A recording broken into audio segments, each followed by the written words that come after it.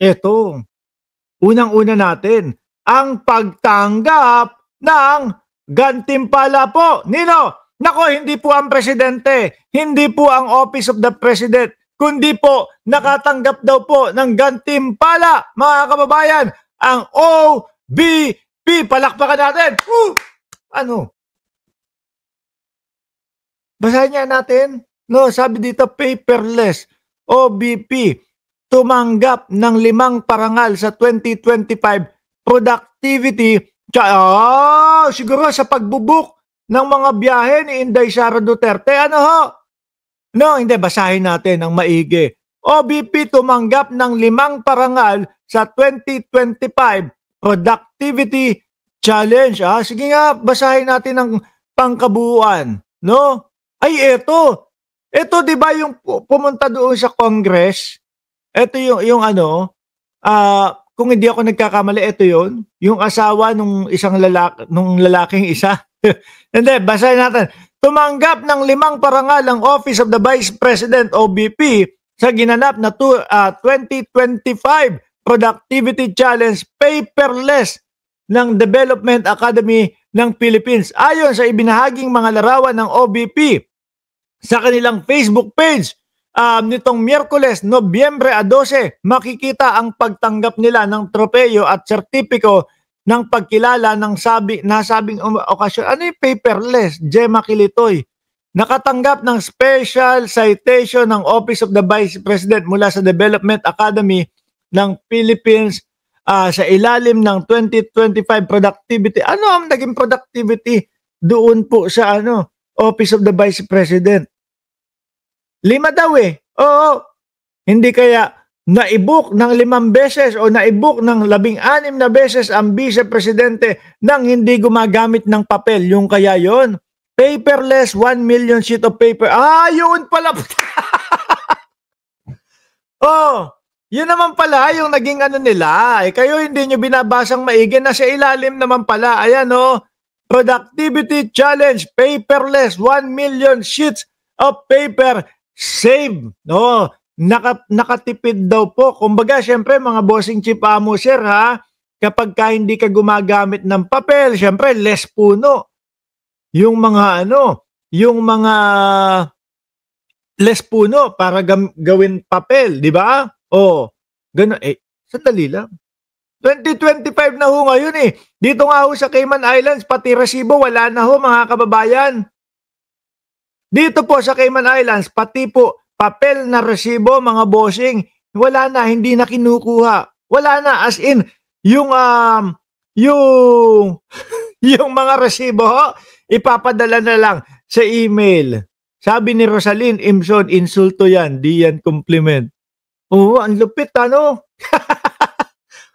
akala ko naman, ang ipopost nila, nakatanggap ng gantimpala ang Office of the Vice President kasi sila ang pinakamainam, sila ang pinakatapat, sila ang hindi nagnanakaw. Sa kaban ng bayan, akala ko mga ganun eh. Sabi ni Ma'am Nyang Gigi, karamihan i-statement na. No, ibang klase yung napanalunan nila. Wala po ba yung best in lipad, no? Best in, tawag doon? Biyahe. Total naman, pinakamaraming biyahe ang Vice Presidente.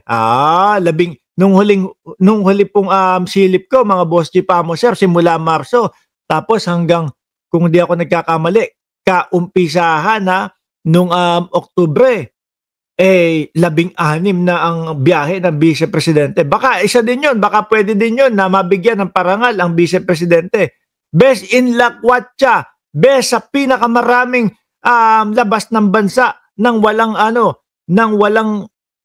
ginagawang tulong sa Pilipinas. Best in biyahe and best in nakaw, sabi ni Jokhail. Grabe naman. Kala ko naman kung ano yung nakuha. Ano yung iba? Ano yung 4? Lahat yun.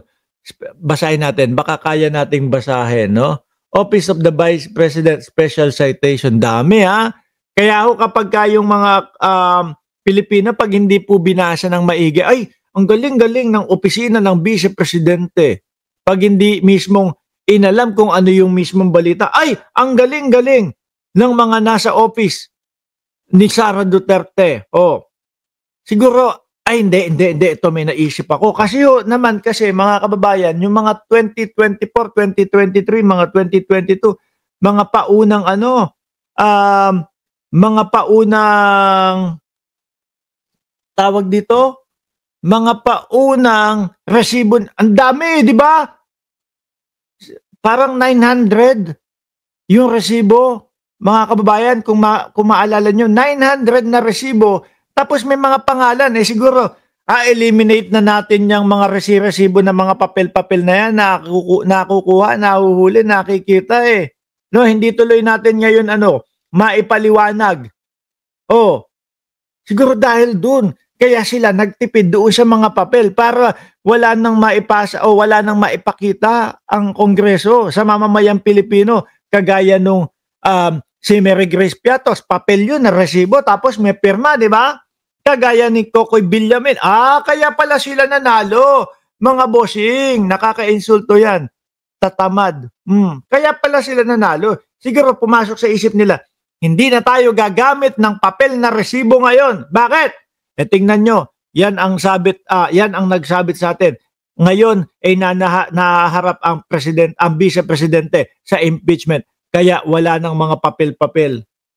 Di ba? Wala nang pirma-pirma para hindi mahalata na iisang ballpen lang yung ginamit natin pansulat para dito sa resibo na ito. Ang dami nun 900. At least ngayon sila nanalo ng paperless. Samantalang ang Pangulong Bongbong Marcos, ito kaliwat kanan ang trabaho. Diyos ko, tapos sila ang napanalunan. Paperless. Sabi ni Ma'am Neng Gigi ulit, bogus lahat para walang ebidensya. Paperless. Anyway, congratulations Office of the Vice President, nanalo po kayo ng paperless. Siguro pag-iwas na yan doon sa mga Mary Grace Piatos. Anyway, mga kababayan, alisin ko na yun. Ngayon, dumako muna tayo dito sa kay Mike Defensor muna. Kay Mike Defensor, nakikita ko, isa sa host ngayon, si Mike Defensor, dyan sa bilyonaryo. Ngayon, sinasabi, kasi napangalanan siya ni Ramon Tulfo na ilagay yung kanyang pangalan doon po sa minamatyagan, nilulookout daw po, nasa watchlist daw po ng gobyerno.